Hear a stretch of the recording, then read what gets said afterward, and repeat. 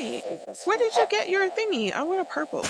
Yeah, I got it on Amazon. I got one of their like cheaper arms. Mhm. I got that on Amazon. So now I have like a whole setup where I can move it closer and further and I can sit a little bit further back. I think that's my next investment then.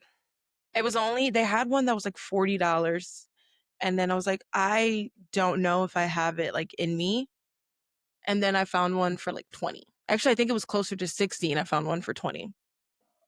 So I just need an arm. I literally just need. Yeah.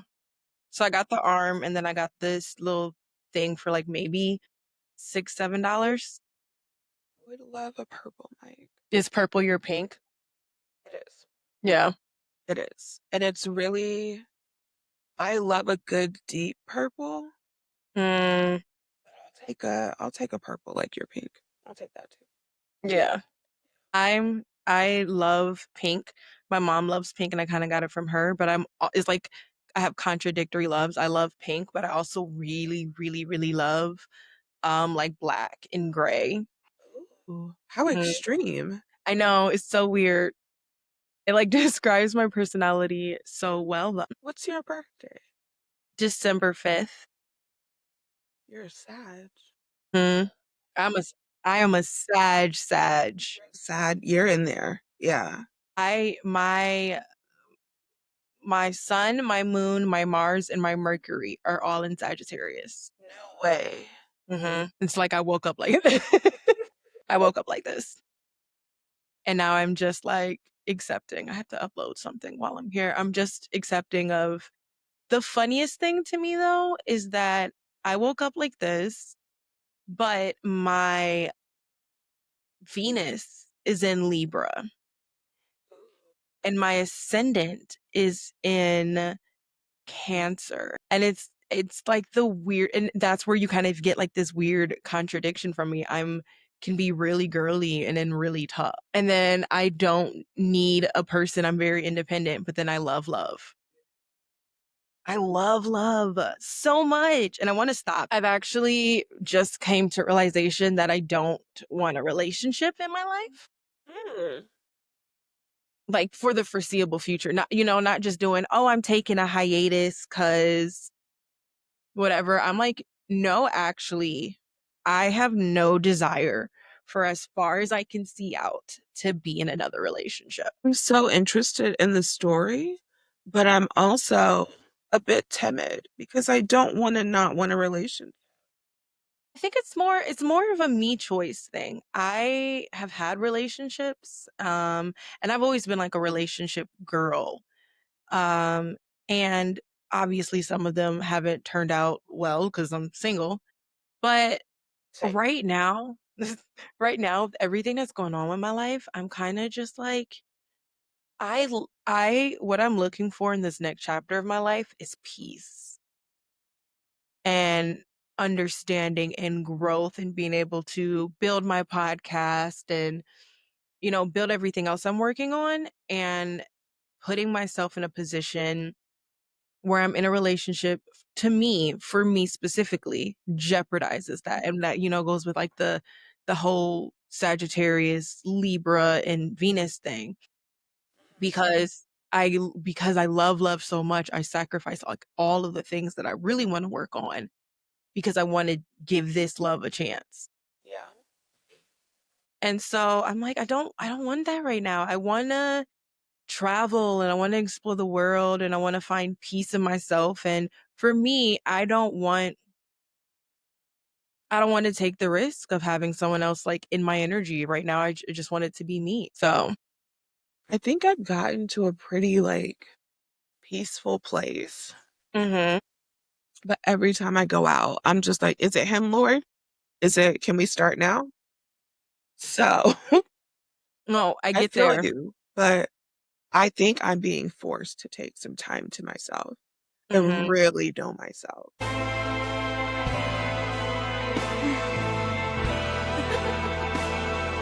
I'm dead. Uh, okay. I think that's the whole thing about like the relationship thing. Cause I'm the same way. I was always like, Is that the guy? Is that the guy? There's this guy that comes into my job sometimes, and for a second I was really speculating on like, is that him? And then I'm like, I don't like, there's so much of my peace that gets disturbed Mhm. by it that I'm just not in that place anymore. And, I think trusting that one day I'll get to that place again, Yeah. it'll be nice. Who knows? You know what? I went out last night. Mhm. I did smoke a bit, but I ended up crying in my car. I was Aw. just like waiting for traffic to die down. And so apparently there was like a concert or something. But the guy next to me, he's like door open, singing a song, and then cranks it up on the radio. And it's that Bruno Mars song. Um, Talking to the moon, trying to get to Mhm. you. Yeah. So, and it starts, I know you're somewhere out there, somewhere. Mhm. Like I was just in the car, like, put your bag. And so he like peels off, and I'm just sitting there with tears, like, and I had the realization with myself, I was like, you're gonna have to be okay if you end up single forever. Yeah. You're gonna have to be able to process this.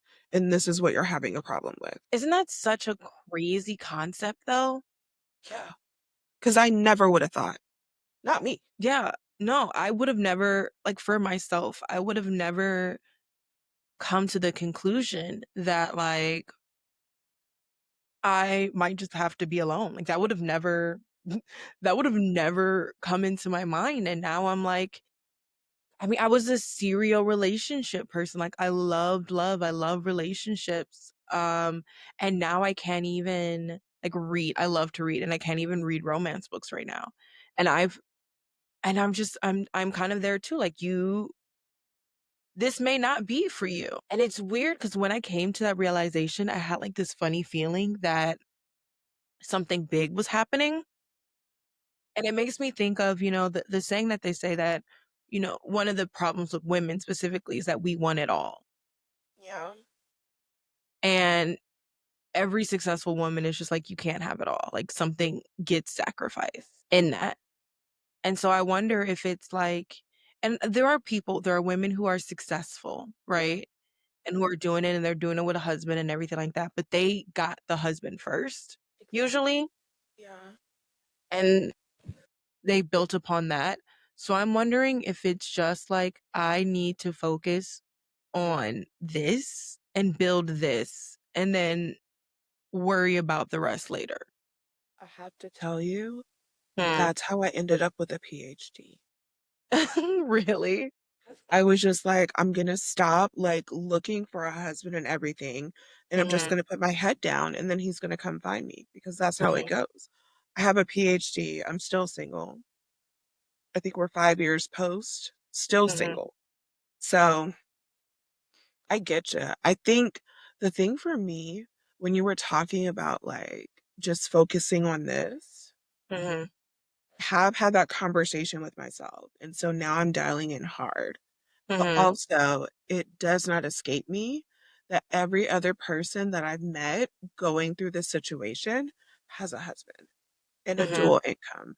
And I'm mhm. just like, It's the most exhausting thing watching, and, like, this is no shade to them, but I'm the same way. Like, even as, like, an author and as an indie author, I'm watching people have support systems that have dual incomes that are like, y "Go ahead, babe, follow your dreams," and I'm just like, jealous isn't the word, but they have their own issues, obviously, but, like, mhm. oh, how amazing would that be to not. I said that. What, like, I went out last night and I went out with like a group of friends. Mhm, But I was like, how great would it have been to have my partner here with me while I'm out in a group of strangers so that we can make friends or he mhm, can find a friend and I can like, and I was just like, I would have somebody to talk to right now, but now I'm over here like forced to be social and talk to strangers. So I guess this is for my good. Yay. Like, I don't mean to be ungrateful, but But a little ungrateful over here. happening. Yeah. What am I missing? You know, I it's interesting because you know that they say the more educated a woman is, the harder it is for them to find a partner. And I was recording a podcast maybe last week, maybe the week before, and we were talking about how there was a couple statistics. One of the statistics was that when a woman gets married, she gains 7 more tasks, or even just like in a relationship, she gains 7 more tasks. And then there was another one that said that right now, men's qualifications for dating are to date other men and not to date other women. And I was like, oh, because what they're saying is that, women are ranking high in getting diplomas and be getting C-suites and starting businesses and all these things, and men aren't ranking that high in that anymore. And they don't meet the qualifications of these women. And even the emotional maturity, they don't meet the qualifications of the emotional maturity of these women. And what they're really doing is just kind of dating their bros. They're dating to date their bros. I wonder, okay, so Mhm. two thoughts. I'm gonna go with the first one because I think it'll be fun. Mhm. I've been in a group, like a few social groups that are like for millennials Mhm. and or college educated millennials. And so one thing that always happens when we get into the gender wars is somebody will have a similar situation to what we've been explaining. And Mhm. it's just like, do men care that I have a PhD? Like, does that elevate you in some way, or does it elevate me in your eyes in some way? And Mhm. guys are like, no, I'm not in competition with you. I'm in competition with other men. And it's just like, so you're not paying attention to what I'm doing. And I'm over here excelling. And Mhm. you're competing with your neighbor? Is that Because our they goal they misaligned? they inherently believe that like we are just lesser, like we're not their competition. And like in a relationship that is beneficial because you don't want to compete with your partner, right? Right. But in a professional, like I want you to see me as just as much competition as anybody else who has a PhD, who has anything. Like, and in fact, be more afraid because I had to work 2 times as hard to get it. Like, you should be more fearful of me being educated than the people that you share gender with, because the people that you share gender with, you guys get this education and no offense, but most of you don't do shit with it. Mhm. That's I've also in this movement, I have resolved that sitting at a desk Mhm. doing somebody else's work is not Mm-mm. it's the Mm-mm. conversations, it's the environment, it's the hierarchy, it's all of that that's just not for me. But I'll see, and I don't know, I'm not sure how we got here, but I'll see men who endure it Mhm. just for the sake of being a provider. And it's just like, well, what about your creativity? Like, did you know that there's more? You could do more, but cool, go off, King. But also, it leaves me looking at people who love a 9 to 5, and I'm not a 9 to 5 girl. It seems crazy to me now. Mhm. So, again, things feel misaligned. Like, the more that black women, the less attractive black men are. I ooh, that part. Yeah. And I've said this before and I got so much vitriol about it. But I agree with you. The more that it's so weird because they claim they want us to like let our black girl magic shine and they call us queen and everything. But the more we act like we are queens, the more you don't want us. You just, it's right here in you don't know. Mm-mm. There's no women out here for me, bro. She wants my money. She does. She doesn't. I mean, let's be clear. Out of all of my female black friends that I've had, one of them and only one of them was looking for money. And she was very open about it. Like when she would go out with you, one of her first questions would be like, "What is your credit score?" So like from at that point, you know exactly where her head is at, right? Outside of her, and granted, a lot of it was more about security and, trauma things and things like that. Outside of her, I've not had a single friend who has ever cared about what their partner makes. Like legitimately not had a single friend who's been like, "Oh, I need my partner to make six figures." Like I've truly never cared.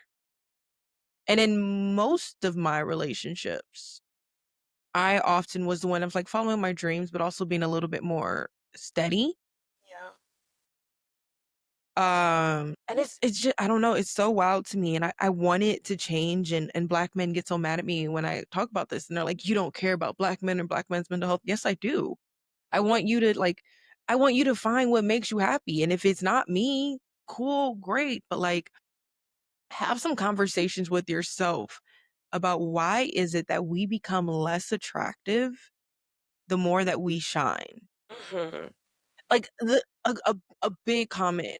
Black men care so much about the perception of makeup. Yeah. It's so weird to me, right? Like I've never seen heard another like group of men have the same thought. Like there's outliers here and there. But like there's so many you look on social media, there's so many photos about 90s TV stars and they're like, "Oh, bring back the no makeup and the girl where but girls who didn't wear makeup." Like, sweetheart, they wore a crap ton of makeup. They were on TV. They were on TV. You also don't know these people personally. So you have no idea what they look like when they first wake up. No. And like also, commending women for doing a no makeup look. Like if I want to express myself, now I get like I understand you not being able to recognize the person when I take makeup off, that's different. But like if I want to express myself by using colorful eyeshadow or high blush or different color, like that's none of your business. I have, I get the inverse problem Mm, where I don't wear makeup most days. I just mhm. bare face. I completely forget, or sometimes I don't care. And so guys will be like, "Oh, it's so great that you don't, oh my God, I just love that you don't wear makeup and you don't wear lashes or anything." Like, oh, I hate that. And it's just like, why is this a thing to you? Why? Of all the things. Of all Like, the things. oh no, makeup, what she does. And I think it's also the thing of like being male centered and believing that makeup is done for the attention of men, which again, it's not. No. It wouldn't be. Yeah, no. Do you know the irony? There was a study that said that women who wear makeup are hated by their female peers more, but they are also seen as more put together in the workplace and they're promoted more. It seems to correlate. Yeah. Yeah. And it's like once again, I wasn't doing this for you. I was doing it because this is me put together. This is me buttoned up. This is me in my business, mode. I have different makeups for like when I go to work. I wear different type of makeup than when I'm podcasting. When I'm podcasting, I'm usually putting on concealer, usually have blush on more. When I'm going to work, I'm like, I'm gonna do the eyebrows on, some mascara, and some highlighter and call it a day. But those are all about I love makeup because I love the expression of it. Like Hmm. the color change of my blush changes the whole way that my face looks that day. Yeah. Yeah. I do enjoy. I do enjoy putting on makeup Fridays and Saturdays. Mhm, mhm. Stop when I get these glasses. Other days, I'm down. But or I guess not, but and I think it's just creativity in another form. Like we're walking around literally looking at people put together and buttoned up. like you said, but it's the creativity and expression of what you do with your face. And Mhm. so to the point of the I'm so glad you don't wear makeup, it feels confining. I'm Like, so glad that you're not expressing yourself. yeah, I'm so glad that you're not flamboyant in that way. Like, it would be too much. I want my Like, girls demure. which another thing, I don't know, I'm not sure what the focus of this podcast is right now, but I do have a tangential thought. I So love tangents. Let's go. I'm thinking about, and crap, I hope I didn't just lose it. What did I just say before I said that I, You didn't know where this podcast was going. We were talking about how men want women to be more demure. okay, thank you. I'm the same way, don't worry.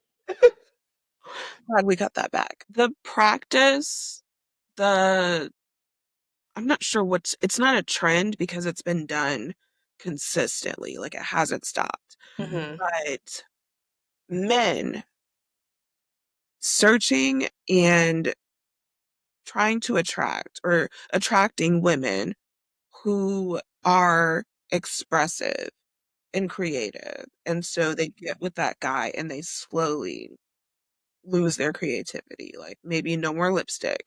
Maybe you don't get your nails done anymore. Maybe you dress in just like casual clothing and not anything extra festive. Like I also think that I'm sure it's been studied.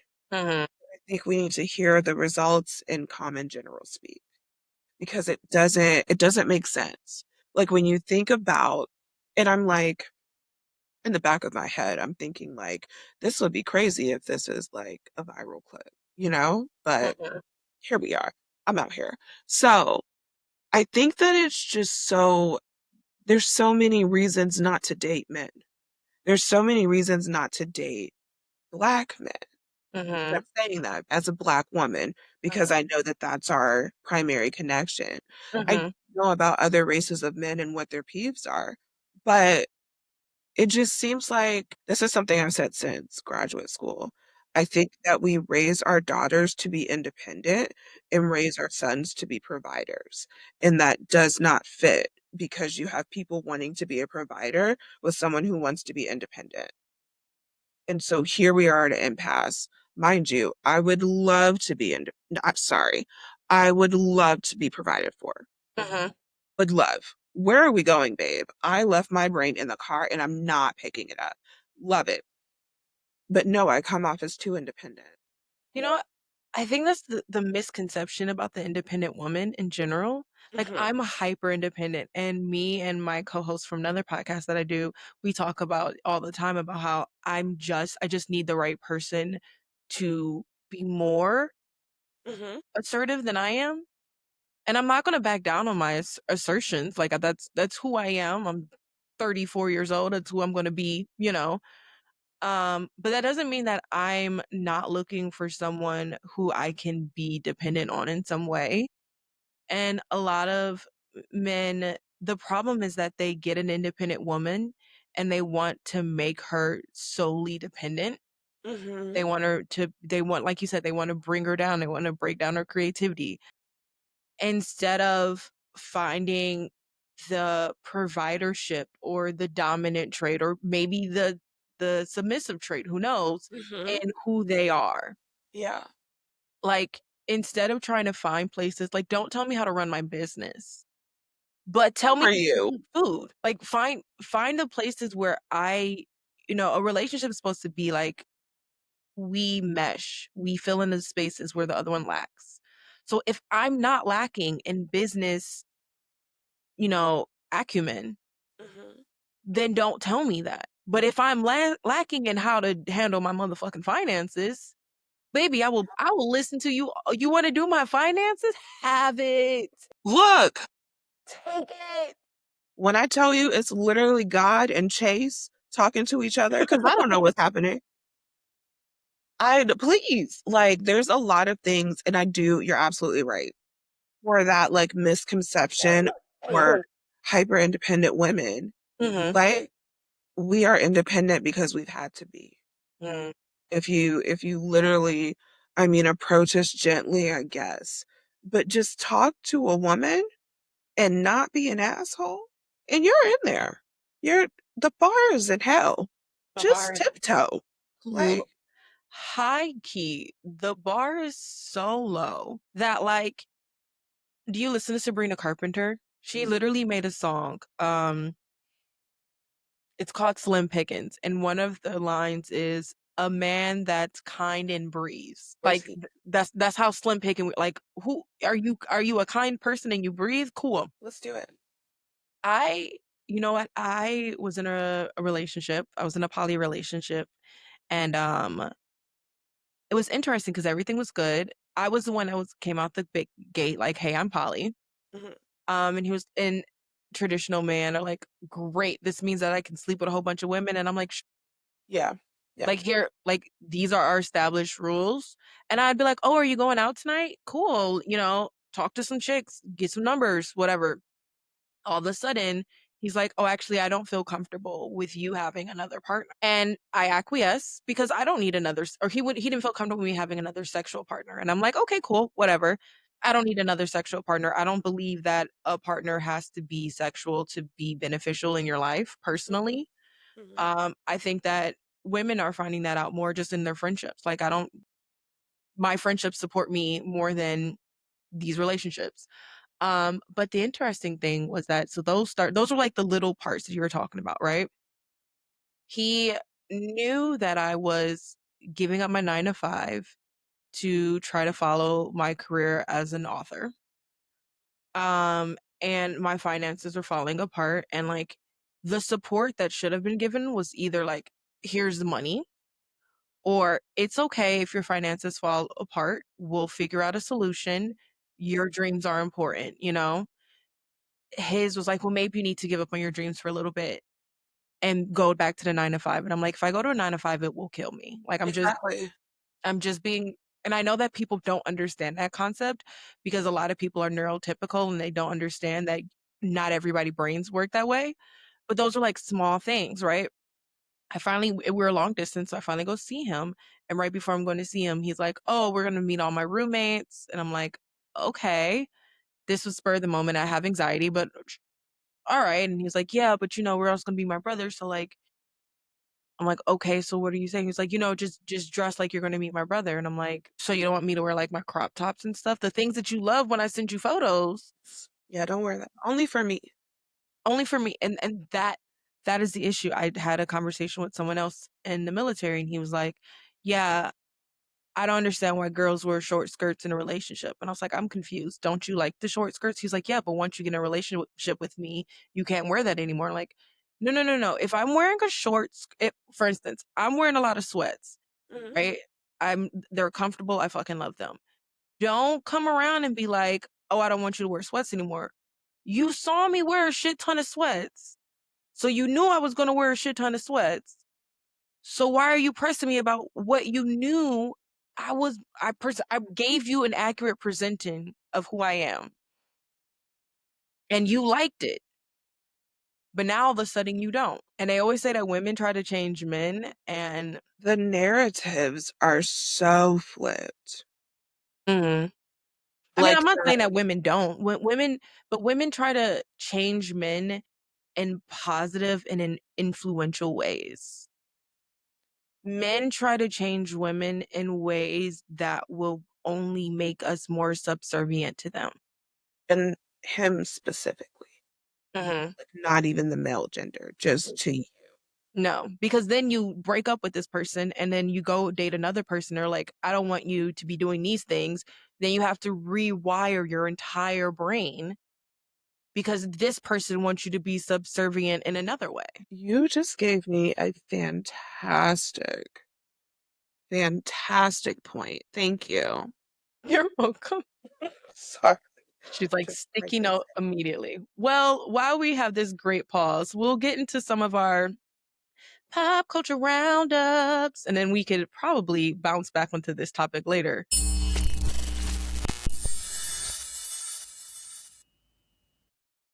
Quick pause, because if you love dark stories that don't flinch, Olympic War isn't a soft love story. It's violent, it's chosen, and it cost everything. Through war, betrayal, and survival, Moonstone fights for devotion that refuses to die. This is a Black, multicultural dystopian series about power, sacrifice, and what rises from the ashes. Olympic War and Phoenix War. Read them wherever books are sold. But yeah, let's talk about our first. This is funny because this is going to kind of lead in to our conversations when I go to the second half of it. So, Coachella is going on. Mhm. We're in week 2. Interestingly, so when I originally reported on Coachella, I reported that they had Sabrina Carpenter, who is one of the biggest names in music right now, headlining on Friday. Mhm. They have Justin Bieber, who has been inactive in music for the most part, like not doing concerts or whatever, as the headliner for the main day, which is Saturday night. And I was like, that's interesting because Sabrina Carpenter's been working her butt off in music, dropping music and everything. And you put her second to Justin Bieber. Because you thought people would come for Justin Bieber, but not for Sabrina Carpenter. But I mean, like, because I mean, she's still headlining on Friday, but you thought that Justin and arguably Justin Bieber is a bigger name overall. But like, no one's blasting his music the way that they used to be. He's not going to award shows nominated for every single. Yeah, no. So there's this controversy that happens, and I'm going to give you two folk. There's a controversy that happens with Sabrina Carpenter. She's doing a set at Coachella Friday night last week because there's 2 weeks, and someone starts yodeling her. And Yodeling who? I wanna let me look it up because there's like a specific group of people or ethnicity that was doing it, and it was very interesting. It was an Arabic chant from the hold on. Where is it? I'm trying to see if I can find it. It was something with like a Z. Zag Zagruda is a loud rhythmic sound made quickly by moving the tongue around. It was a chant, right? Sabrina Carpenter's known for being sarcastic and whatever. So she's in the middle of a set though. Everybody's pretty quiet. And then it starts and she's like, "What is that?" And everyone's kind of laughing. She's like, "Is that yodeling?" And then someone from the crowd was like, "It's me. It's this thing." And Sabrina Carpenter, who's known again to be witty and comical, is like, "I don't like that." Which is totally fair. Like I don't know what you're saying. You're also interrupting my concert that people paid to see me perform. Thousands, thousands of dollars that people are paying to be here for. And from what I've researched, it wasn't even supposed to be like in that it is not supposed to be used in that context. They said that um Shakira has let out one during the Super Bowl halftime show, but it's not supposed to be something that you like give to someone else, apparently. But a lot of people were giving her backlash because they were like, "It's my culture," and she's like, "That's your culture in yodeling," and it's like it's called a call a celebration, and she's like, "I don't." She said, "Is it Burning Man? What's going on? That's weird." Very factual. This isn't Burning Man that would make complete sense, but this is like Coachella. You're there for the music and the hippie vibes and the experience. So Sabrina Carpenter has to release a statement apologizing. And I love her statement because it's very much like her. She said, "My apologies. I didn't see the person with my eyes and couldn't hear clearly. My reaction was pure confusion, sarcasm, and not ill intent. Could have handled it better. Now I know what a Zagruda is. I welcome all cheers and yodels from here out." Which I think is handled perfectly. Like, Mhm. I didn't know what it was. If you're shouting random things at me that I don't understand, and it's only random, it's not random because the call is random or not a knock at the culture. It's random because I don't know what it is. It's like us going to another country and using our slang. And like if we said 6, 7 in another country, they'd be like, "What is wrong with you?" What are yours? 8, 9, girl. What? 10, 11, what? Yeah. So in comparison, Sabrina gets she throws on a fantastic show. Her shows are like known to be fantastic. Beautiful set. People are talking about her entrance, everything. Justin Bieber, in comparison, sits down and starts streaming. I don't have you seen this? Yeah. I haven't seen it, but I've heard a lot about it. And just playing music from his laptop, His sitting music. down and singing. Yeah. The Headline. mediocrity Yeah. of what he gave everybody, and people are just going crazy over it. Because what? He gave you nothing. He gave you, that's what I'm saying. Is that the craze? You you could have sent like on TikTok live with him and got the same thing. And the comparison to these things is that we're not criticizing Justin Bieber for not having a set list, for not having a set design, for not doing anything other than showing up and being a white male. But we're criticizing Sabrina Carpenter for putting on a great show, but not understanding that someone yodeling at her during a quiet set was like, what is this world? I don't know. I'm trying to get as far from it as possible. Like, I I try not to even pay attention to the day to day because I mm, think that I would go crazy. I think that with everything that like all the little microaggressions that happen around us and then hearing the news, I think that I would seriously need to be committed because get me out of here. So I've just immediately. kind of blocked it. It's a hilarious reality show if I weren't living it. You know, I covered The Traitors, which is a reality TV show, and I couldn't finish watching it because that reality show was so much like the reality that we're living in this day where black and brown people get voted off first and they're viewed as untrustworthy and all these things and then women get manipulated by I was just like I can't do this. I There's literally a guy on there. His name was Colton and I will to this day I cannot stand him. I don't give a This fuck what day. nobody say.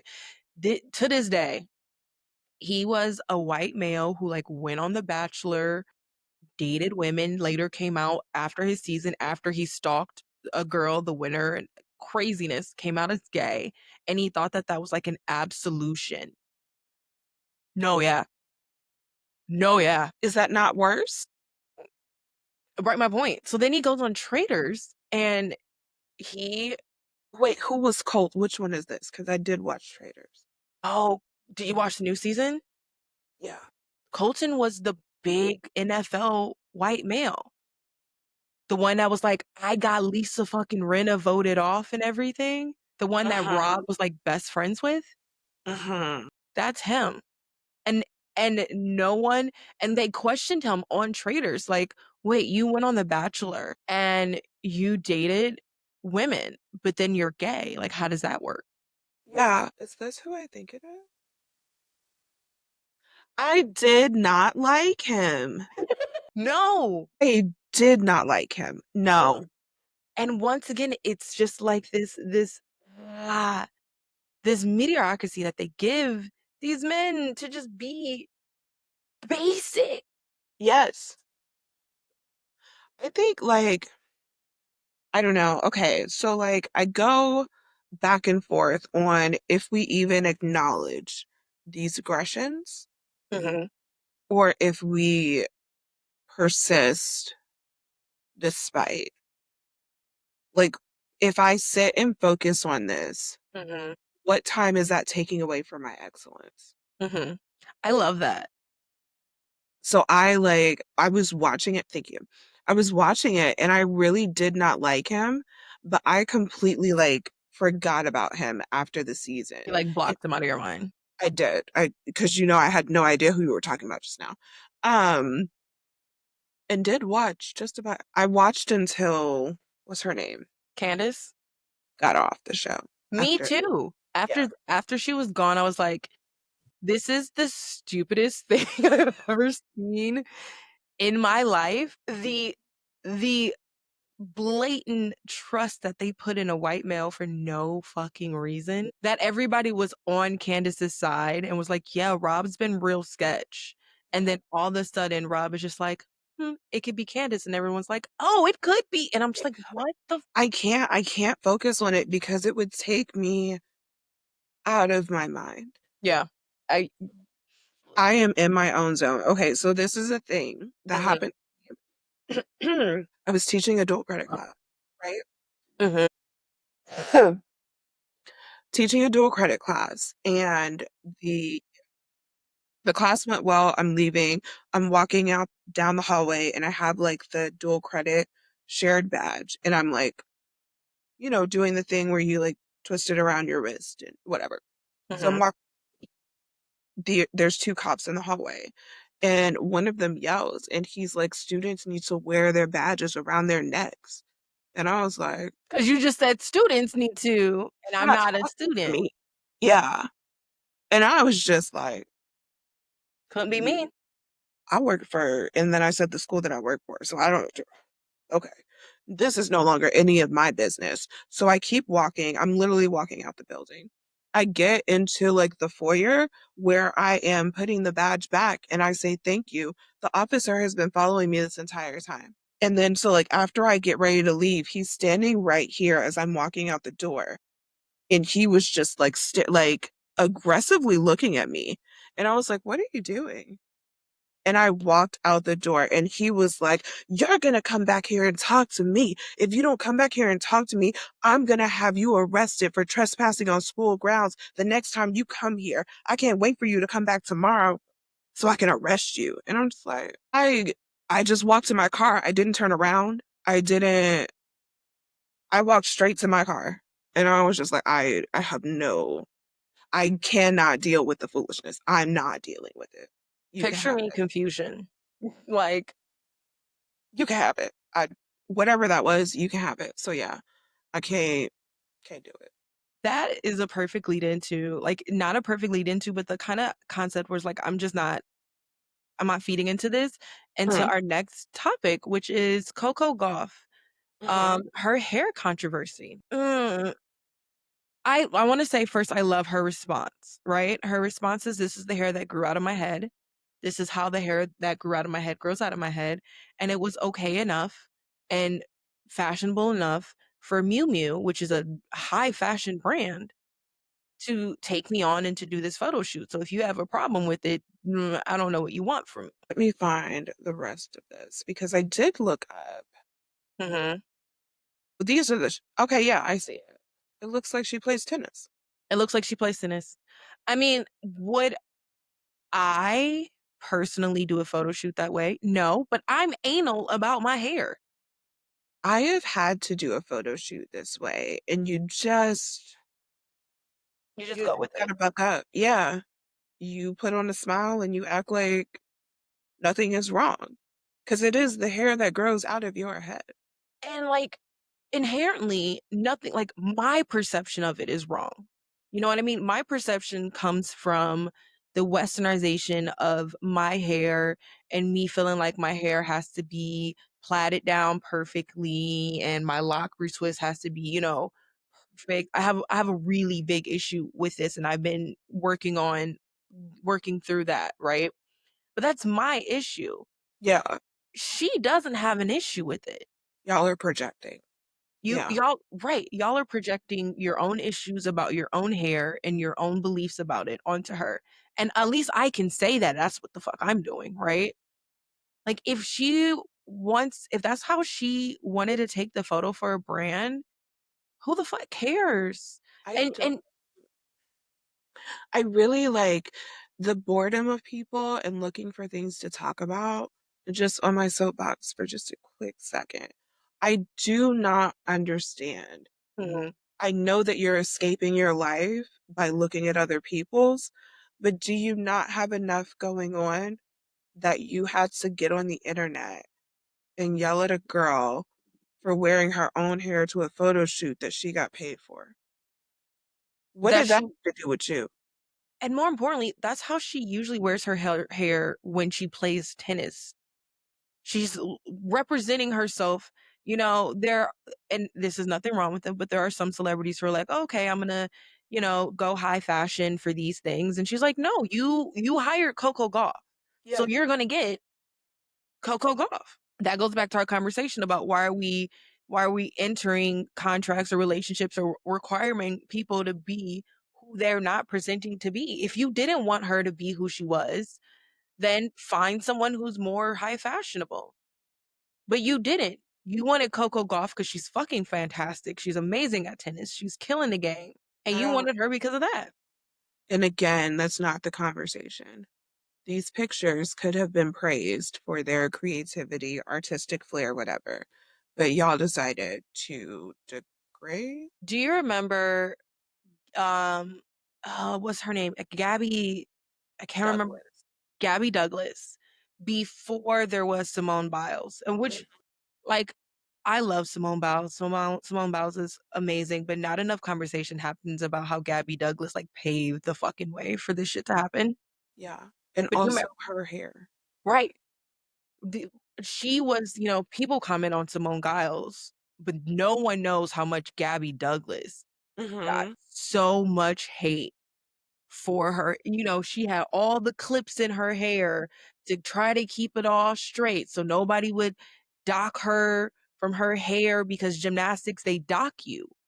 I didn't know that. I love Mhm. a That's why their hair is like stuck in place. I've been falling in love with watching like ballroom dance competition hair, Ooh. like cheer hair. It's so unhealthy for their hair, but I mean, they only do it like once, every once in a while for like the competitions, but like the amount of gel and hairspray and everything that has to go on because you get docked in these competitions if a hair comes out of place, all Hmm. kinds of shit.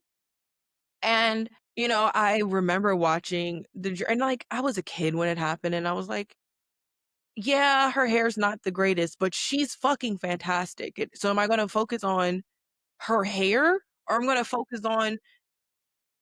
Olympian in front of me. And that's what the frustrating part once again is that when we have this beautiful example of Black excellence, what we do instead is look for the ways that they don't represent what we think is excellence. Hmm. Instead of being like, I think she was one of the most paid like athletes. Definitely, I believe she's one of the most paid female athletes in 2025. Because I did a podcast about that earlier in the year. She's making bank. Y'all over and honestly, the more y'all talk about her hair, the more money she's making. Exactly. Exactly. Is this by design? Is Are this y'all hating on purpose? And I say y'all because I completely disengage from those things. yeah, So, I'm I'm learning to like that. There's certain things that like get under my skin sometimes, but there are a mhm, lot of things like I saw and I was like, "Oh, this will be a great topic to talk about on a podcast." But I'm not about to go in these comment sections cuz I don't want to be irritated by stupid people. mm-mm. It's not worth it. I just think that we really need to allow Black women to shine and be excellent and accept themselves however. I mean, just women in general, like the concept of women shaving their underarms. I love my entire body being shaved, but that's me. If you don't want to shave your motherfucking underarms, and honestly, I'm getting to a place that I don't want to shave my underarms all the time. It's a lot of work, cause a lot of damage. Nobody's here. It's it's just just me. me. Yeah. I mean, if I'm gonna wear a tank top, then maybe I'll care. But like outside of that, Winter was a time. Yeah. hmm, winter was a time. Oh my gosh, winter was. I was like, do I have to do this? I I love a scruffy winter. Maybe this is why I don't need a relationship. I love a fucking scruffy winter. Look, because that's what I had as well. Spring Mhm. came quickly, and I was like, oh no, they caught me slipping outside. But You're like, I want to wear my shorts. Oh, yeah, ooh. I was thinking my dress was long enough. It was not. So we're back. We adjust. Happy spring. Yeah. Happy spring. All right. Our next topic is Cardi B launches her hairline Grow, and it joins an ever growing list of celebrities coming out with beauty lines. And what does that say about celebrity sustainability? Mm. You're like thinking about it. I'm trying to package this nicely because the words that I have are a bit more aggressive than what I mean. Um, I think that it is a smart play on Mm, their part. I think that as the consumer, we definitely need more things that actually are meant for our hair, and not just what was laid out on the shelves before. So I cannot be upset at progress. Um, I think it's just that everyone is not everyone. People are realizing that they can capitalize off their brand. And so I'm grateful that Cardi is doing a hairline instead of a makeup. maybe yeah, maybe a makeup line or something. Like she's in a lane that will I don't think she's gonna flop in this unless the product is awful, and that's on you, girl. Mm, But this revenue of business, like this area, I think it's a good investment. It's a good choice. yeah, but it's a good revenue earner, I guess is what I'm saying. Like it's a good passive revenue. Yeah. I think that celebrities are really under noticed, like as the influencer culture continues to grow, they realize that celebrity is changing. Um, and that's just there's more, think about old Hollywood and the celebrity that looked like that, and it's way different than what we have now. Old Hollywood, you presented as, perfect, everything was wrapped up in a bow. You capped out at like 29, 30, Yeah. and there is more success in it now, but I think a lot of them are also playing smarter and realizing that their time is coming.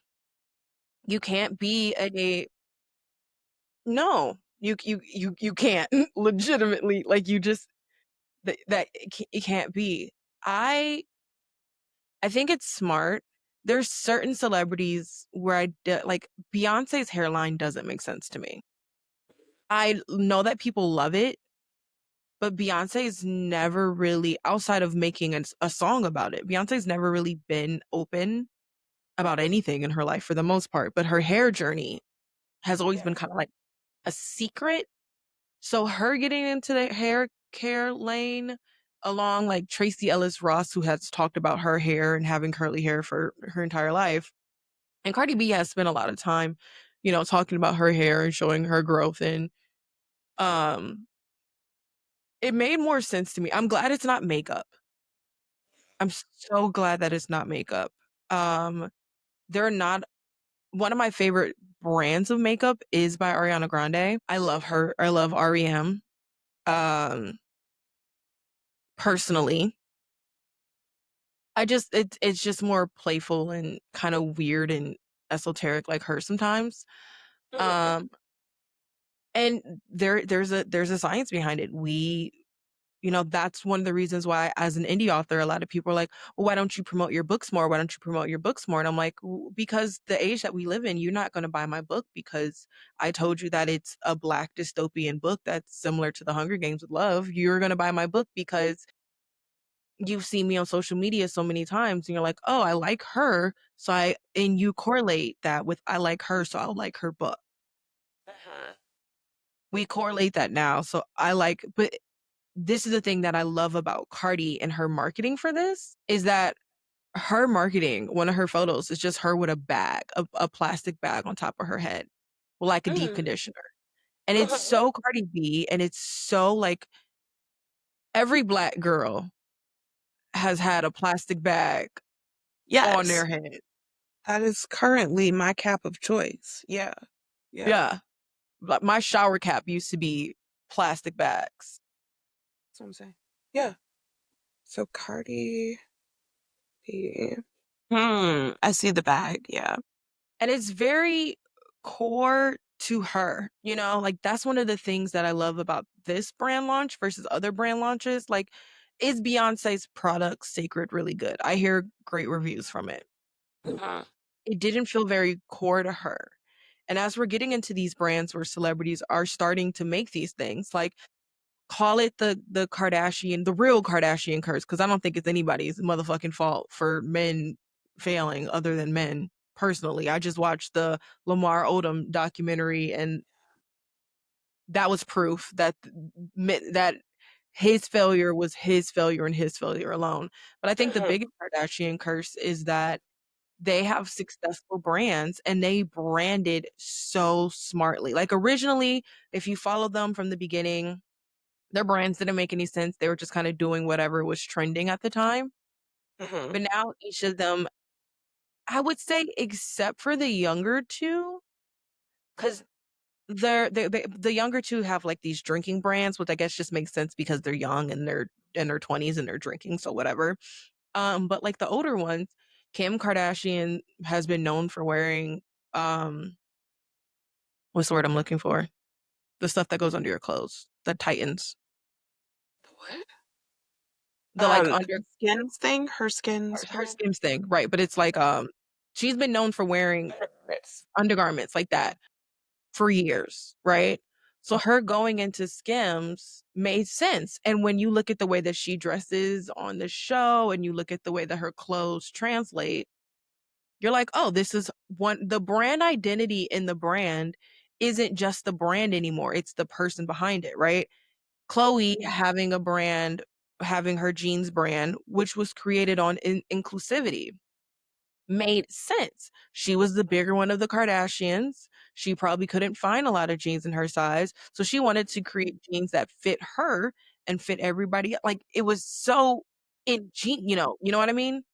Like their brand creation and their company creation is so correlated with themselves that if you study it, it's fucking fantastic. And I think that Cardi B took a page out of their book because if she would have dropped any other line, I probably wouldn't have cared. Let me think. Even like a clothing line, like if she did maybe like kids' clothes or something. I mean, kids' clothes, maybe, probably not. Like, she's so. One of the, I don't like Cardi B music all of the time. It's a vibe, but I'm not a big rap person anymore. But one of the things I've always loved about Cardi B, love her or hate her, is that she is who she is. You get what you get, right? Um, and so like I think that there had to be like an authenticity, and she talks about her kids, but she usually keeps a lot of it, close to her chest because there's a lot of drama that surrounds her kids because of their baby daddies and everything. Clothes would have made sense, but she also was so big with Fashion Nova for so long. So right. So right. And where she is, like her clothing would have to be affordable at around the Fashion Nova price because her hair products are supposed to be affordable. They're not I've going to seen her. be, yeah, they're Yeah. not going to be like your Sacreds where you're spending $30 for shampoo. They're supposed to be affordable. And that's her whole thing. She was all about Fashion Nova because she's like, why am I spending $200 on jeans when I can get them for $20 somewhere else? So I don't know. I think that celebrities are realizing because even older celebrities like oh, what is her name from Friends that dated Brad Pitt? Jennifer Aniston? Yes. She has her own skincare line. Interesting. It's super like under, under the table, but she has her own skincare line. There's a lot of celebrities that are like, and some of them don't, last, but they're like, this isn't going to last forever. We're going to have to figure out ways to, and that takes it from being a celebrity to being like a business owner. And that's the way, like, these women are breaking generational, things. They're breaking wealth gaps, especially a lot of these Black women or minorities. They're breaking these gaps and creating, hopefully, a product that will outlive them. One thing that I said before, and I think I posted a TikTok about it, Mm, forced exodus of Black women from corporate. Y'all have created an issue mhm. because Black women are determined. We're not. Did you think we were going to lay down and die? So now we're creating businesses, we're Mhm. creating brands, we're internetworking with each other because we know that we have money within like our community. And I think that it's going to be revolutionary. Like, I think that this is going to be a line in the textbooks for kids to know. And I'm happy to be a part of it. Mhm. I pray that I'm a part of it. I, I because think I, you're a part of it. well, thank you. Uh, I think in the midst of all this, I Mhm. think that we are also seeing similar tangents. Like the fact that Rihanna is not going to give us another album, but Fenty, she all over it. Like, even that sort of like out branching, I think it's inspiring because it's not something too far from home, but Mhm. now it shows you that you can do something else. Like Cardi B is a rapper. She was I don't know, stripper before, rapper Mhm. now, multi hyphenate business owner. And I think that I see it as inspiring to do more because I don't have three kids. So I do have a little bit more time in my day, I think, to get a couple of things done. I mean, you don't have a Uh, nanny either, so and a housekeeper and stuff. okay, so Yeah. she might be coming up higher. Um, yeah. So I think that it's inspiring that they're doing it. Um, I love that Cardi's line is affordable because Mhm. that was the thing with Sacred where like Who your who who's buying everyday it? fans can't buy this. I know that people will spend $30 on shampoo, but the people that truly love you and could not get to a concert because tickets are expensive, and Mhm. now the shampoo is just out of reach because $30. Like, what does that teach? So there's a conversation about the wealth gap with Black people, and more of the conversation should be about like why is it that we spend outside our means? Hmm. Why is it that we I'm a victim of this as well, right? Why is it that we buy the latest Nikes or the latest, whatevers, but we don't have our house fixed up? Call And this, sorry, go no, go ahead. ahead. We call this conspicuous consumption. Mhm. This is where usually you can tell that people who have not had money before come into money because they buy very flashy things Mhm. instead of securing things that will acquire wealth.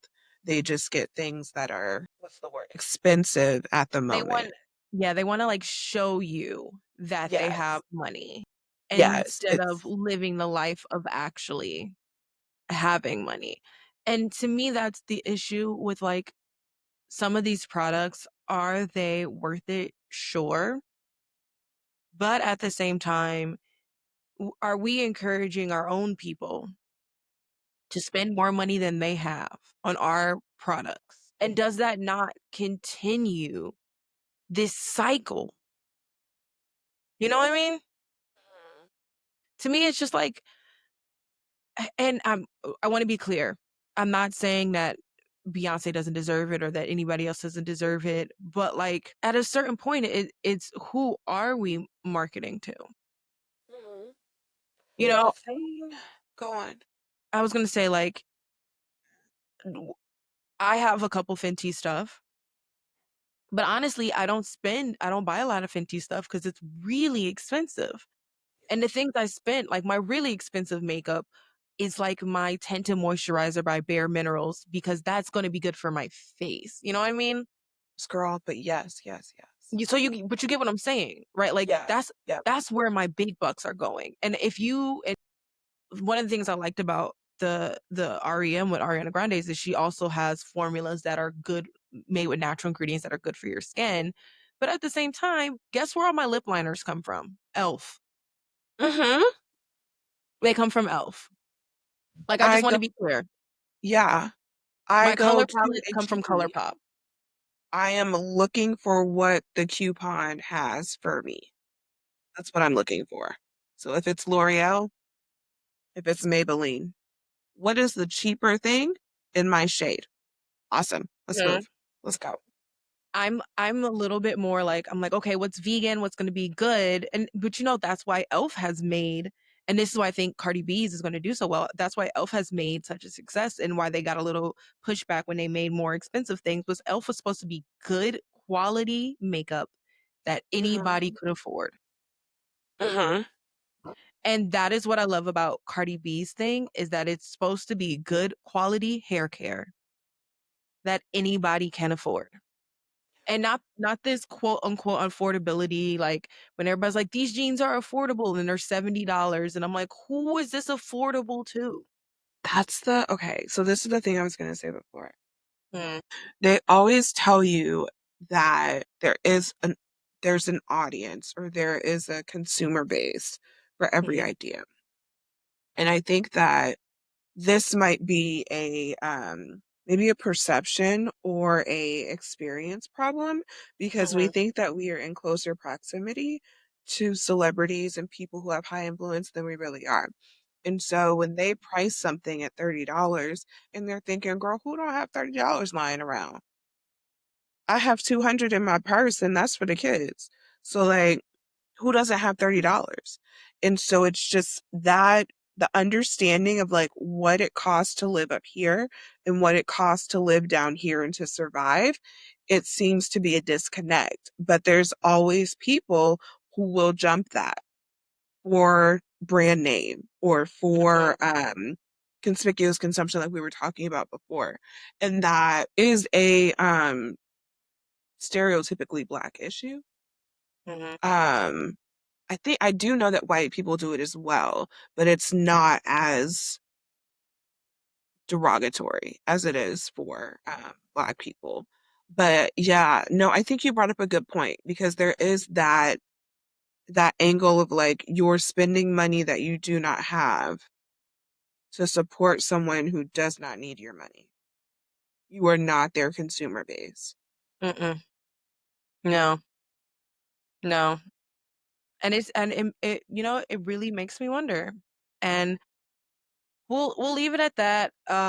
We'll get into our next segment, but it just those are things that I think about when I look at all the celebrity stuff. Our last topic is our pettier facts before we dive into whatever else we got to dive into. So pettier facts of the week.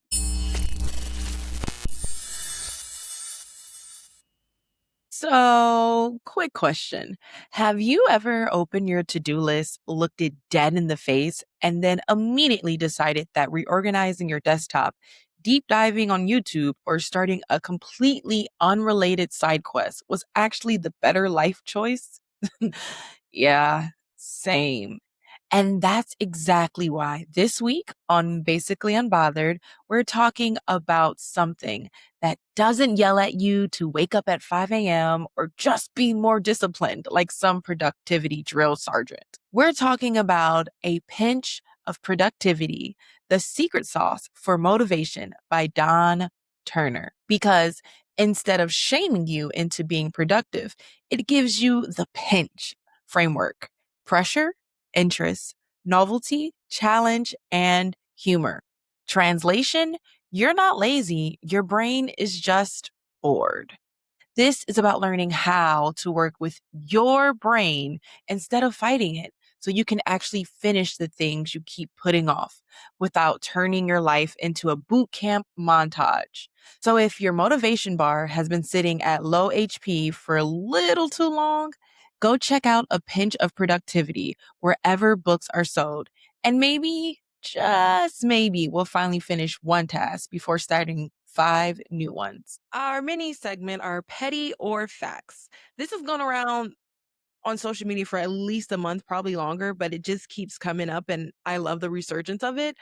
But there was this woman and she asked this question, and women who participate in the like patriarchal standards just there's they just grind my gears. But she asked this question about why women don't get manicures anymore. And it's why, and I want to read some of the comments because some of the comments are just the most beautiful clapback that you could ever experience in your life. You get from some of these because they're just so perfect.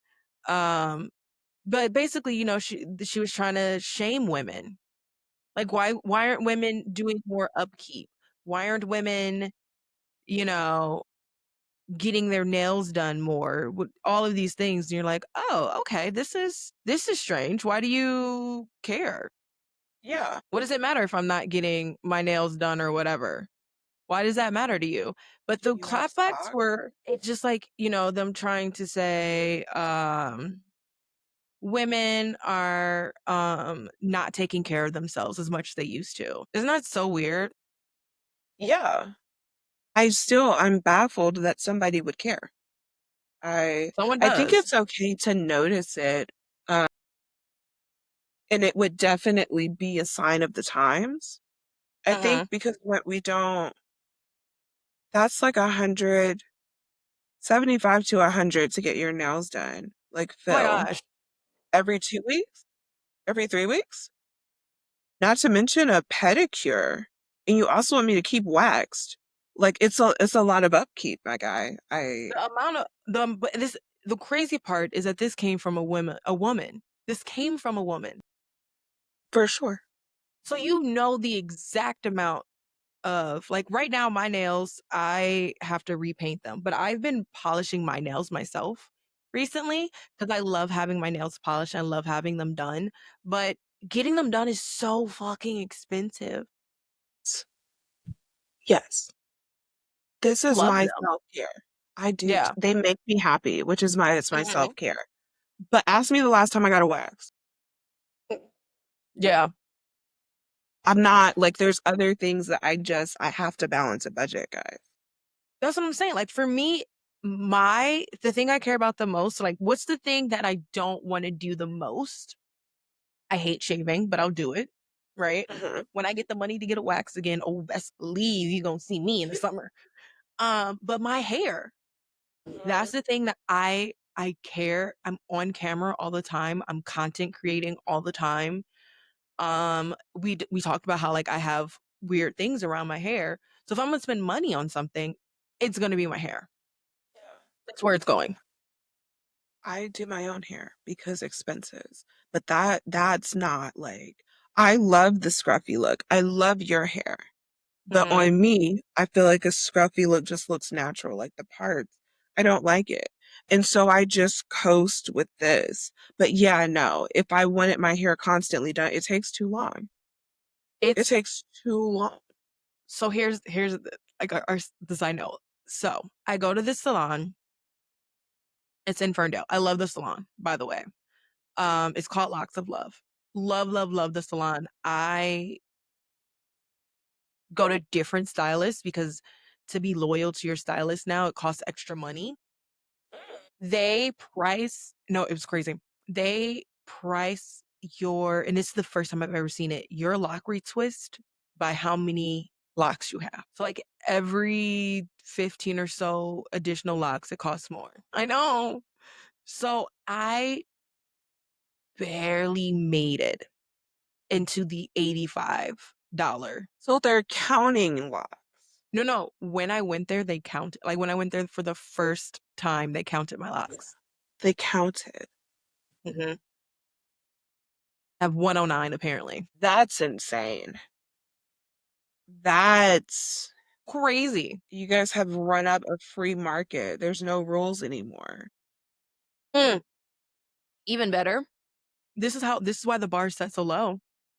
The last place that I went to when I lived in a different city would charge $85 as well, Mhm. but they would not wash my hair. Why do we go to stylists? Like, why?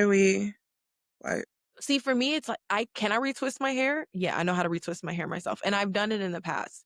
But the same way like with nails, for me, it's just like it's my like shutdown time, right? Retwisting my hair, I spent decades doing my own hair. Yes. Not having to do my own hair is like a luxury for me. I don't even want to get started because I know that I'm going to be like this because there's so much time in the day now. There's Standing in front of a mirror, just, I have to do it this weekend. yeah. There's like That's one of the reasons why I love locks. I love locks because I can get the like, my hair they even asked me, they're like, "Well," 'cause getting styles obviously costs more money. They're like, "Do you ever get styles?" "No, I've got locks so my hair could lay down." Like, to be real, I didn't get locks so that I could put them in all these kinda crazy styles all the time. I got locks so that My hair could be my hair. but sometimes yeah, like, I can just do this and keep up with my life. But the best thing about going back to the topic, the best thing was the kinda like the conversations we're having, was the response to these. So the response came with photos, but it was like, Oh, because I'm a heavy duty mechanic, that's why I can't get mhm. manicures done.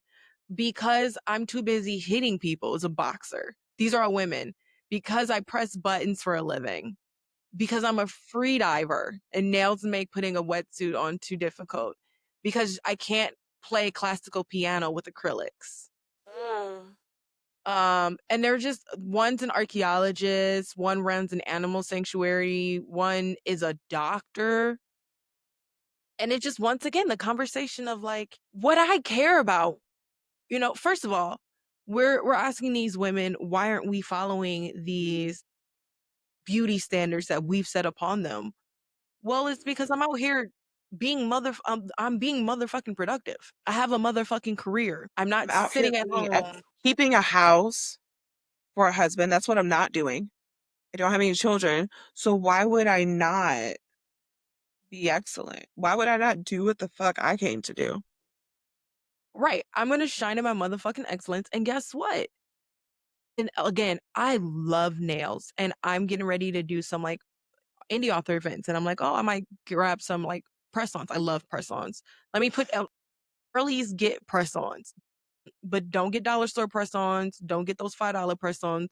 Splurge and get the $12, ones because they last and they look fantastic. I am a DIY queen.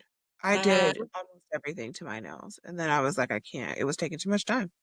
So yeah. But yeah, I I am absolutely love to press on. I'm also DIY queen. I make my own face wash, I make my own face oil, I make my own hair oil. I make my Mhm. own body wash. I make my own for the fact that we spend so much money for someone to make us rosemary water is wild. You realize that you just get rosemary and you put it in a pot and you boil it. Do that once a week. And it works. And it works. I And think I people are saw a just little vial of that. You're absolutely right. Yeah. and people capitalize off of it. And I mean, I make teas and I make candles and I'm telling you that rosemary as an herb is not as expensive as you think it is. Mm. Now, some places will charge more. And I'm not a proponent of telling people to go on Amazon, but you can go on Amazon and get a giant bag of rosemary for about $10. Mm. Merry Christmas. There you go. I am also that. But do you think that it's like I think it's not petty. I think it's facts that these women are clapping back at this woman who's trying to be like, why aren't you feminine anymore? It's like, because I'm over here doing the jobs that your men won't do anymore. So, Absolutely facts. Absolutely facts. I do have one side question.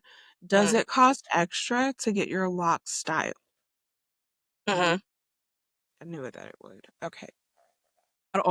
And I do not. Like, I'm thinking I'm getting ready in next month and it like lines up because I usually get my locks retwisted every like 4 weeks or whatever. It lines up perfectly to go to this Detroit writers retreat.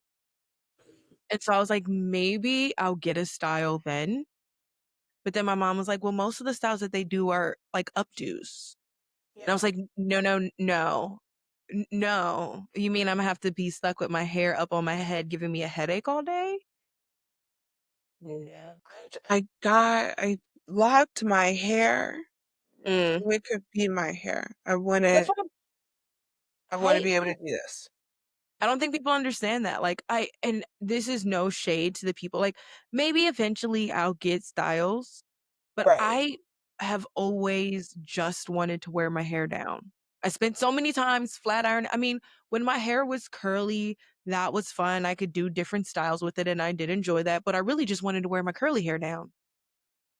I Everybody has a different thing. I just want to wear my hair down. I don't want I've seen people and they're so cute when they do it. I personally don't wanna do it, but when they put, like, the boho curls in their locks, Mhm. First of all, mine Mhm. are really fucking dense, so I don't really and I have one that's where's my little baby? She hanging on a strand. Literally, she hanging on by a Aw. prayer. But she's so cute and I can't get rid of her. I've been cutting mine when they get there, I just chop it. I So I have normally do my too. these front 2 pieces. No, not that Yeah. one. They're so But normal tiny.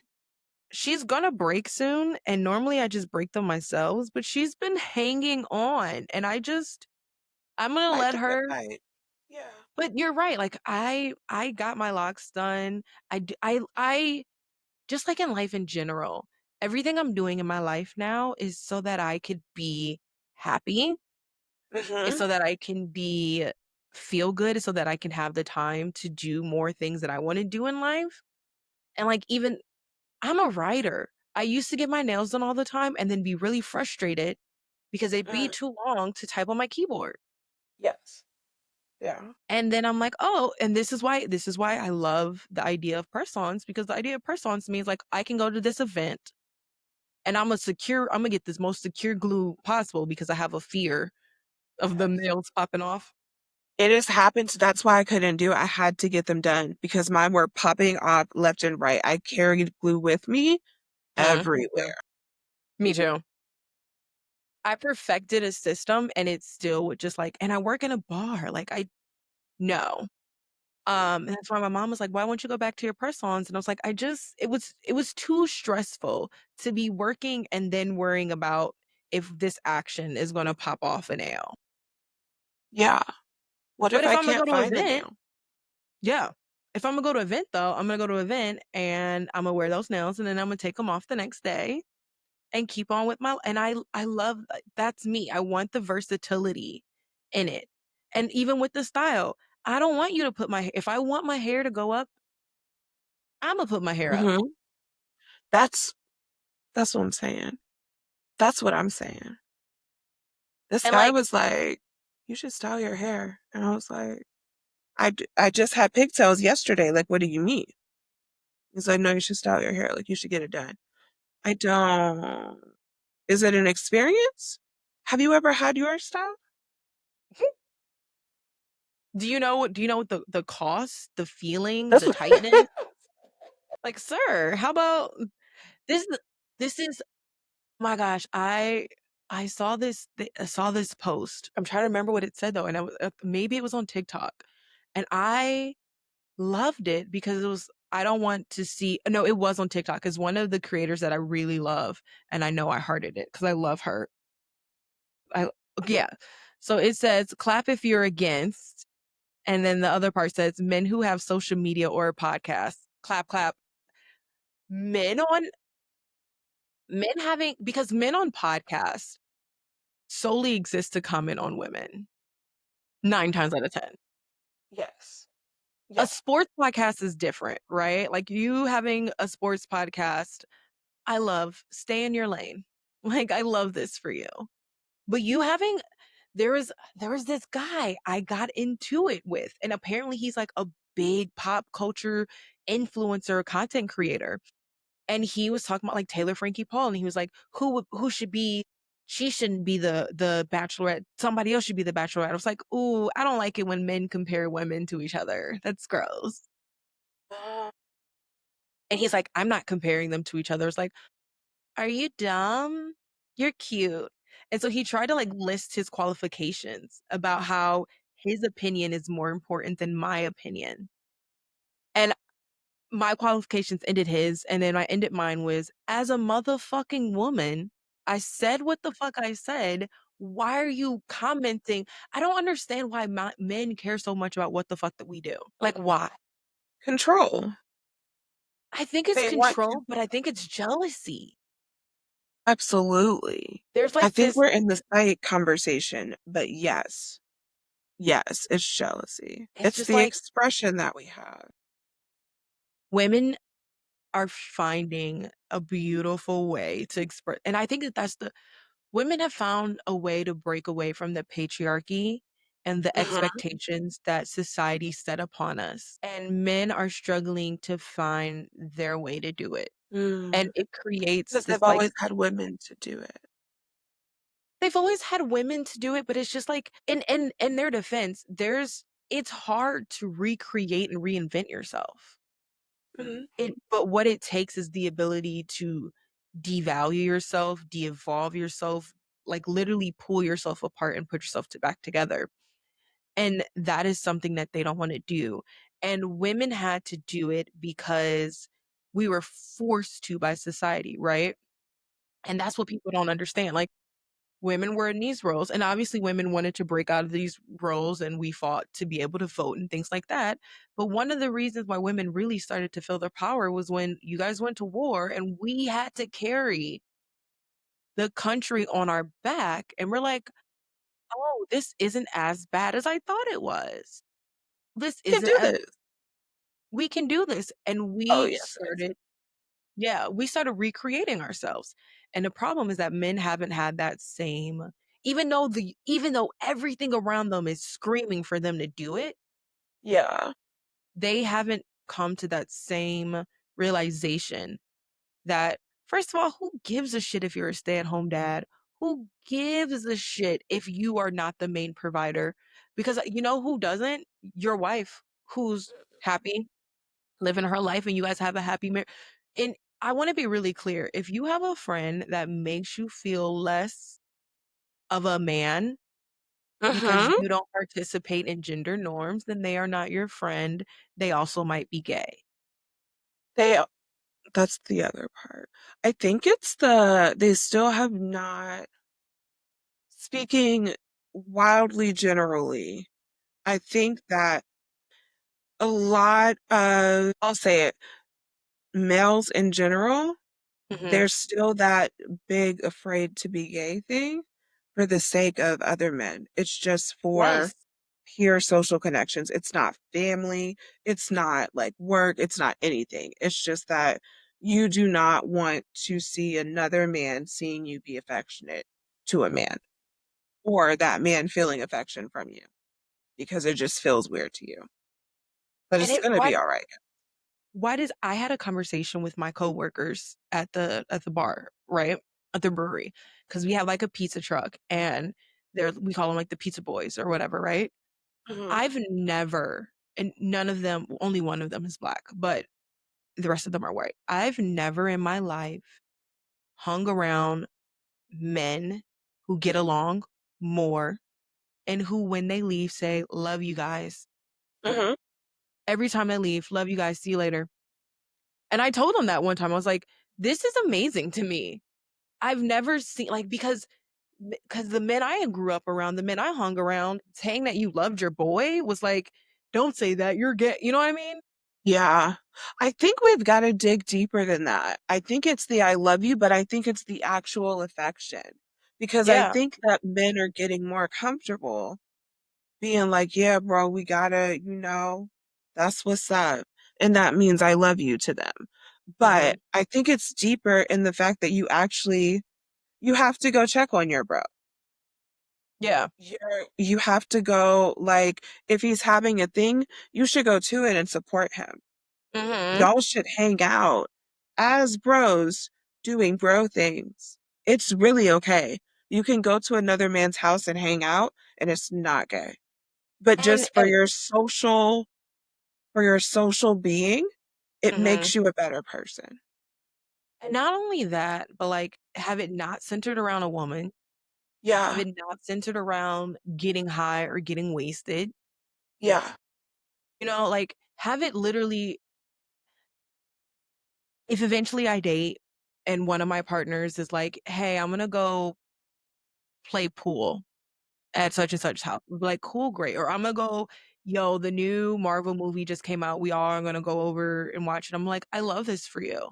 It's like a bond time. Yeah. Sounds like you know what? Matter of fact, you do that. I'm gonna get the girls. We're also gonna watch the Marvel movie. And then Yeah. when you get home, we'll compare notes. Talk You know what I about mean? it.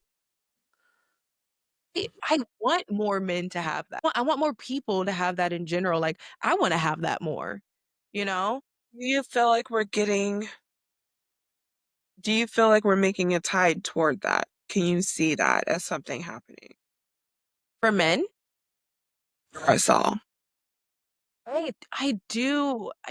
People fuss about us being more psychologically aware, and they think that it's detriment and it's making us all softer when in reality, no, we're just not out beating our kids or our wives Mhm. as much.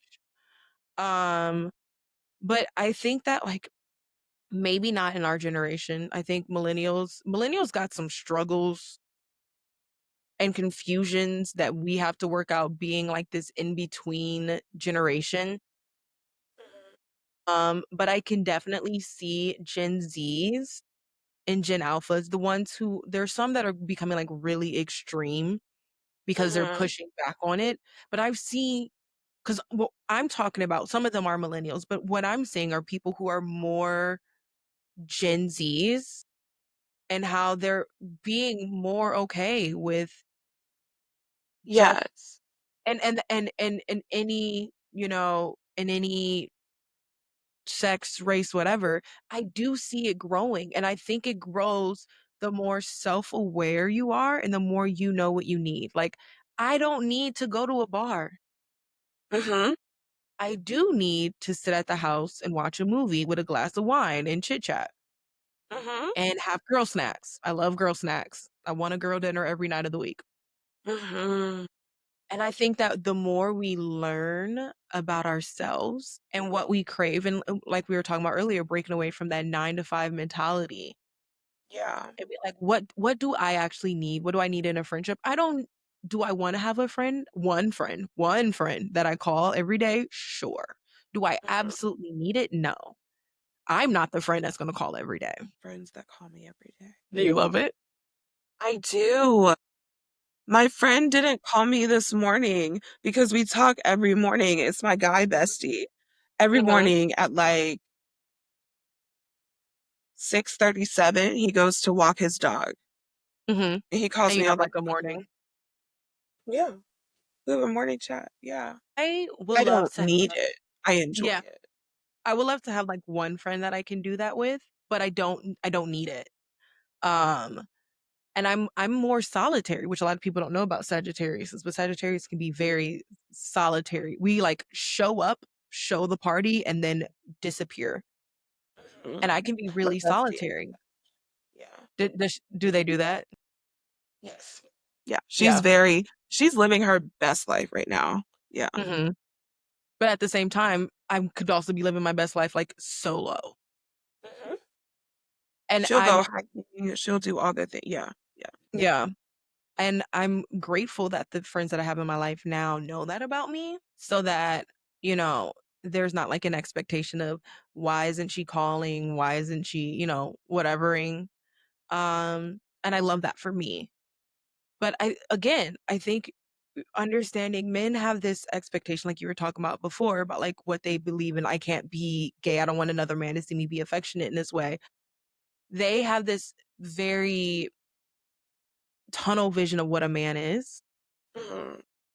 And I think that when women had to rewrite what being a woman was, and we realized that it was more in maybe our sensitive nature or our nature to nurture, even though that doesn't it's like the DSM-5, right? When you're looking at a diagnosis for a mental disorder, you don't have to meet all the criterias. You just got to Mhm. meet some of them, right? Mhm. And women are starting to understand that. Like to be a woman, I don't have to have all these criterias. I could just check off some of these boxes and I'm still secure. Yeah. Men feel like they have to have all of these criterias. Yeah. It's a lot of pressure on them, I think. It is. I feel so sad because, we're talking about how women like makeup and everything and it's so freeing and how I think that they're a little like envious of that. I feel sad because they don't have that freeing. I don't feel too sad because they be doing wild shit, but I do feel sad that they don't have that freeing thing. Expression They every can't day. I can't Yeah. imagine. I literally cannot imagine waking up and being like, how am I going to be manly today? Mm. You know? Let me think. That sounds awful. Yeah. Yeah, no. No. Mm-mm. Or like as sad as it is, how are women gonna perceive, like, we men talk about how women dress for men. We don't, because we stopped caring how you perceived us. But men really care how women perceive, I mean, they care more about how men perceive them, but they, Mhm, in general, they care about their perception more than we do now. mhm, I can't I got up this morning and I was like, "Ooh," the only thing I cared about was my perception of myself. Like, "Ooh, I slept in. I don't like it when I sleep in," but also I didn't go to bed till 2. Like, me working through these things in my brain, forgiving myself. I did my makeup and I didn't think like, "Oh, I'm gonna do my makeup to go look pretty for it." I was like, "Oh, I wanna wear this, so and I wanna have, like, a more subdued look today, so I'm gonna do that for," like, never in my thought process was how I'm gonna show up to men or how I'm gonna show up to women. It mhm. was solely about myself. I think that so this is what I do. This is like Mhm, my identity. mhm, I think that we're not doing the hard work as a society, um, to heal those parts or evolve the parts of our identity that have changed. Like it's taking a bit too long for mhm, people to get to the point of evolution now where they realize what's important and go for that because they're still trying to chase goals. And mhm. so looking for identity in self as opposed to things is something that we should probably enrich more. We don't have a lot of social science in our society. It's more so capitalism. Mhm, So the things that people are buying to now fulfill themselves inside is raising the money capital and the, what is it, the ceiling for what mhm. we can do. And we've neglected those social parts of our lives that we need, like the social connections. It's like, have you been outside the country? I want to so bad, so It's bad. really apparent. I have a friend, she's a digital nomad. Yeah. Um, Shout Love out that. to Maya Eliza for everybody who wants to go follow her. Um, and she tells me all these stories all the time Mhm. about just how different it is. Yeah. They value culture. Mhm, It's something that's part of, like, what's maintained in society. mhm. And here, they cancel Sesame Street. Like, Right. We canceled the thing that teaches our children. it's the most basic of human concepts that are being taught there. And y'all Mhm. said, "We don't need this. Fuck Kindness, that." sharing, gratitude, Yeah. counting numbers. Like, what? It's all and so, I don't know. I don't know what the kid space looks like anymore. But we're missing the component of culture being Mhm. important in society, period. Period. So you said, because we went through this whole podcast and we didn't even get we were just gabbing, we didn't even get time to introduce you. You said that this is what you do. I just realized that you're like, "This is what I do," and I'm like, "Oh my god, we spent this entire time." What is it that you do? So, okay, I am a public scholar, is what we Mhm, call it. But I'm a sociologist, PhD. I research identity, and right now my research is focusing on names and naming. And so I'm looking through an Afrocentric perspective, meaning as if Black people are the center and the original concept. And then we look at how other people are deviations. So mhm, I look at Black names as creativity. I used to study them. When I was first in graduate school, I studied like name discrimination. mhm, And it's so like to read about racism and the way that you're hated, it's a lot on the body. And so I flipped that this past 2015 summer. And I now view it from an Afrocentric perspective. So instead of markers for discrimination, it's signs of creativity. It's signs of African roots showing up in a person, in a being, in a culture that you definitely tried your best to snuff. And mhm, still, here we are. But I also do like identity training or mhm, identity guiding. Because there's a lot in what you show to the public as opposed to what's going on inside of you that mhm, is psychological, but it's also sociological. And so I Mhm. jump in there with that piece. So feel free to sign up for my consulting hours or like a brain share or something if you just need to get it out and think about what that next connection is. Mhm. I love I love what people would call like pseudosciences. I love social sciences so much. Like Social, yes. psychology, sociology, even philosophy, they're just so fascinating to me and people don't value them enough. And it's so important. Like, first of all, people get the psychology, sociology, philosophy things mixed up all the time. And to break it down to my understanding, psychology is about you, the being as a person, and sociology is about the environment around you. Well, it's Um, about the people in the environment around you. But yeah, yeah. yeah. And it's so fascinating because, you can't have, one without the other to understand yourself, right? Like I spend a lot of time understanding myself, but maybe I'm not spending enough time and maybe that's my problem. Maybe that's why my social media hasn't picked up or whatever. Maybe I'm not spending enough time thinking about how I'm appearing to the world. I don't think that you should. There's Okay, okay. great. Yeah, No, I love, so love this. one book, and I hate that it's not like a black author that I read and I love it so Mhm. much. The Courage to be Disliked. Oh my gosh, I've read that. Did you read it? I haven't finished it because the conversational aspect of No. it I is a know. I know. lot. You gotta finish it. You gotta Okay. fight through.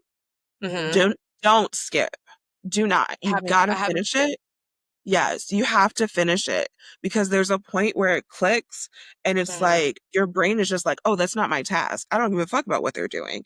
I And love then the there's No, go ahead. also that nobody is thinking about you. Like that is one of the chapters. I Nobody remember is that. paying attention to you because everybody is analyzing themselves to death. They have other things going on than to critique your outfit and then embarrass you. Some people Mhm. do it, but odds are, girl, just mind your business.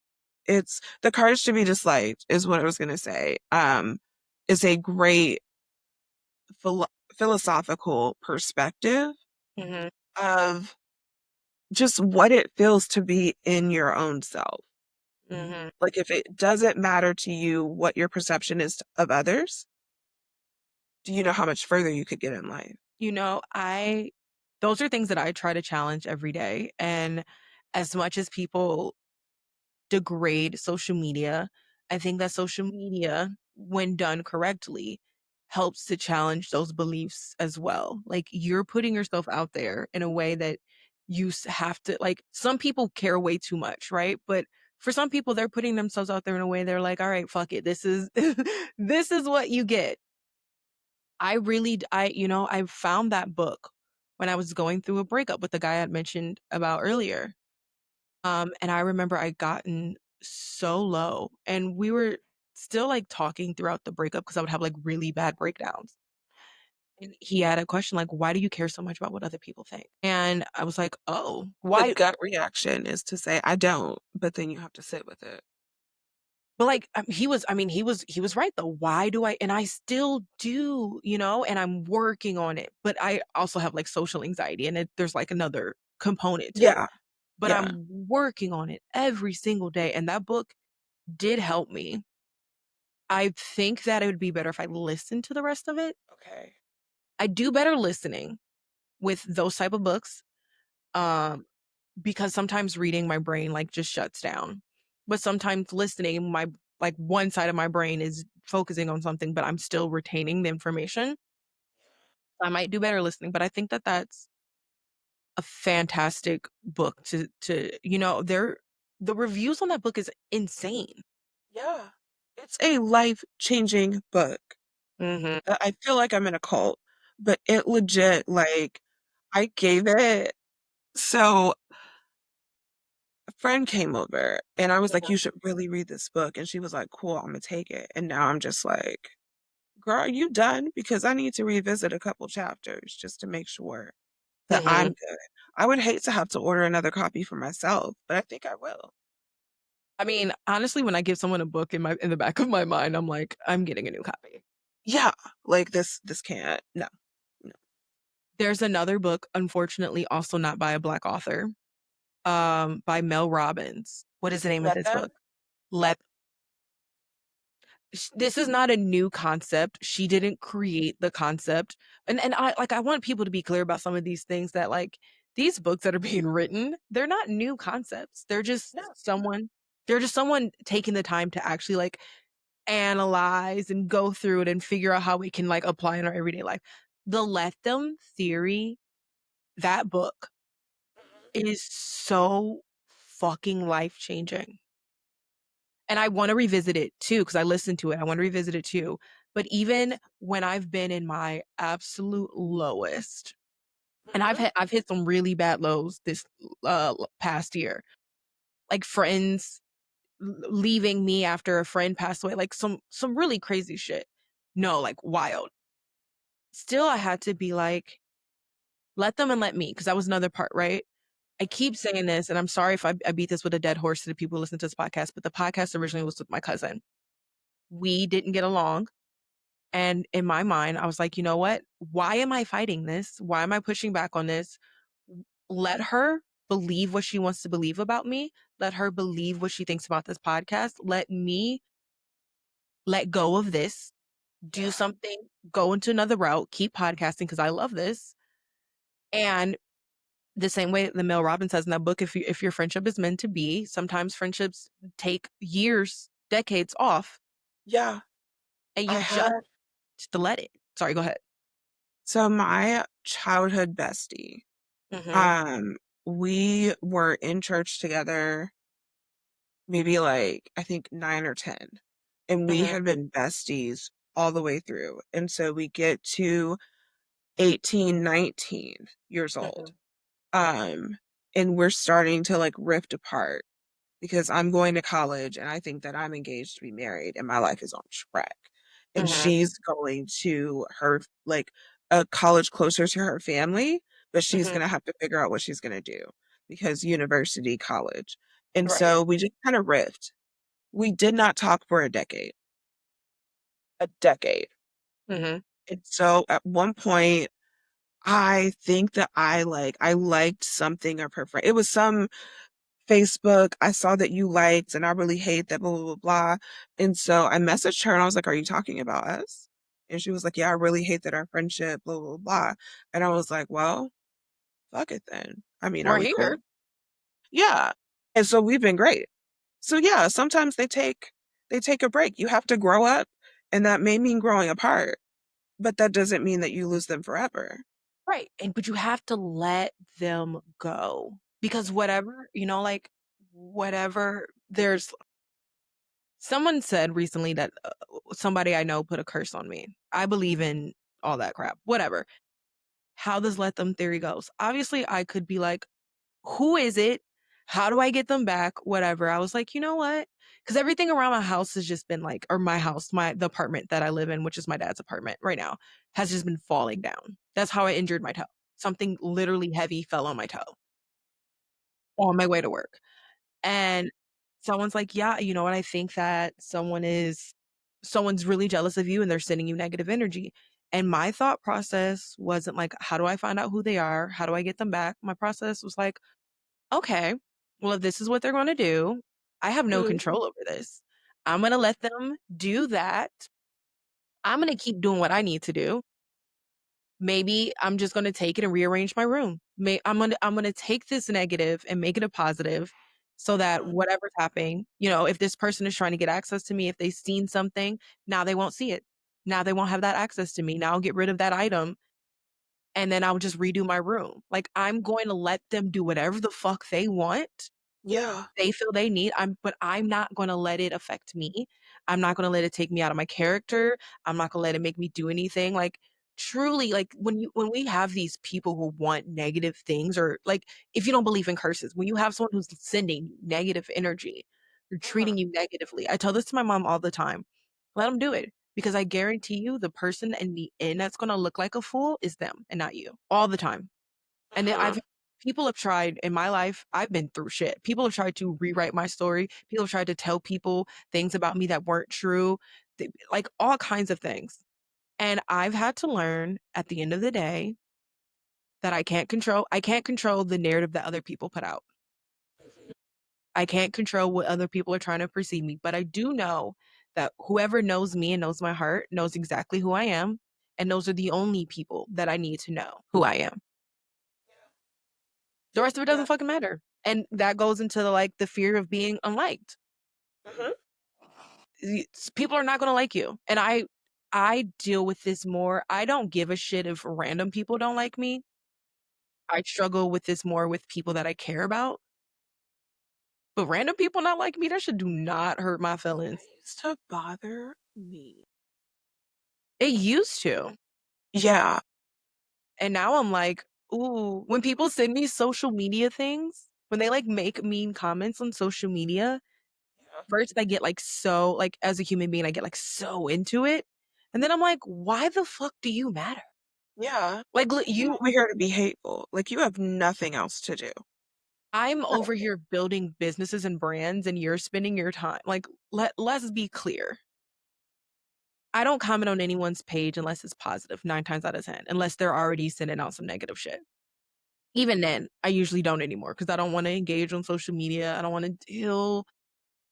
I just want peace. People who want peace don't go on social media and comment negative things on other people.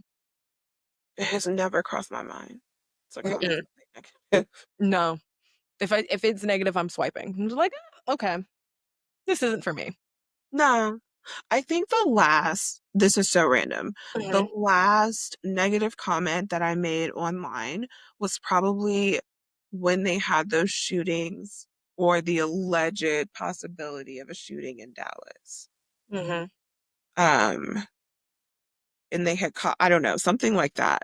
But that was at least a decade ago, I think. Yeah. So it has not occurred to me. That's really interesting. Yeah. I mean, like I said, just and that will always be the indicator of where you are in your life. Like you may feel like your life is not where you want to be, anything like that.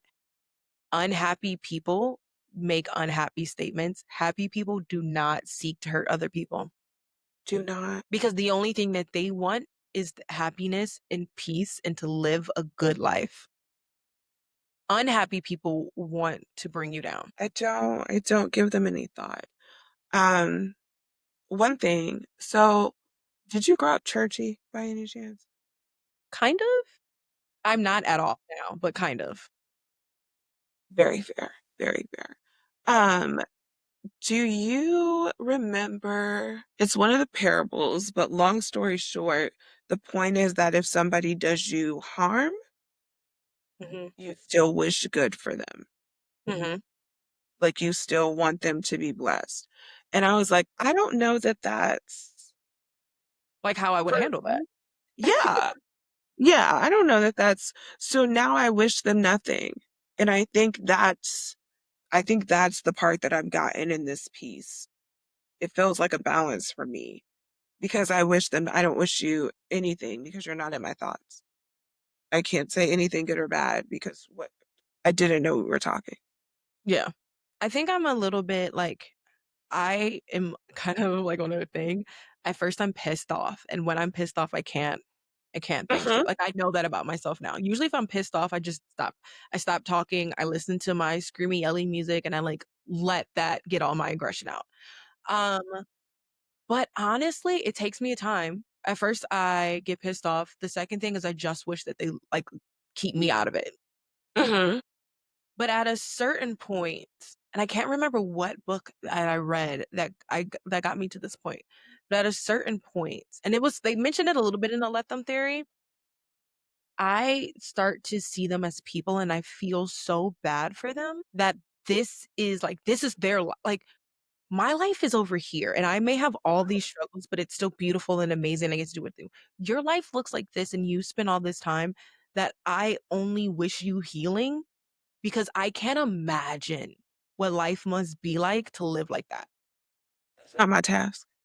That is from the Courage to Be Just Like, that is not my task. That is you're Mm-mm. right, it's not. It's not at all.